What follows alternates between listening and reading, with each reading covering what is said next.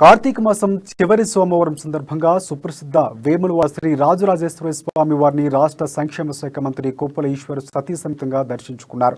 ఆలయానికి వచ్చిన మంత్రి కొప్పుల దంపతులకు అధికారులు, వేద పండితులు పూర్ణ కుంభంతో ఘన స్వాగతం పలికారు.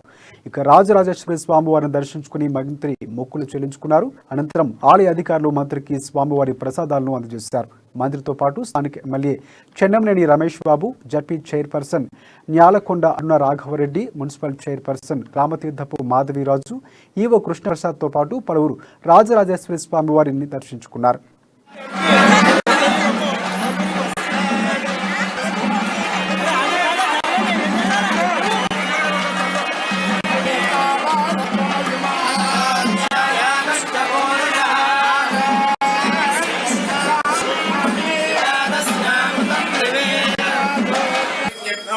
చాలా గొప్పగా మనం అభివృద్ధి చేసుకోవడం జరుగుతూ ఉంది. ఈరోజు మరి మన ప్రత్యక్ష సాక్ష్యం యాదాద్రి టెంపుల్.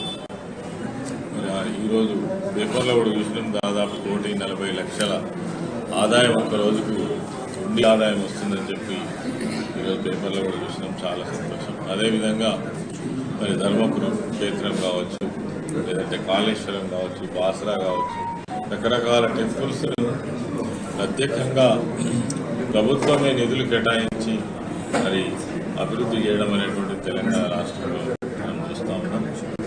ఈ టెంపుల్స్తో పాటు అన్ని రంగాలను కూడా మరి చాలా గొప్పగా మనం అభివృద్ధి చేసుకోవడం జరుగుతూ ఉంది. ఈరోజు మరి మన ప్రత్యక్ష సాక్ష్యం యాదాద్రి టెంపుల్.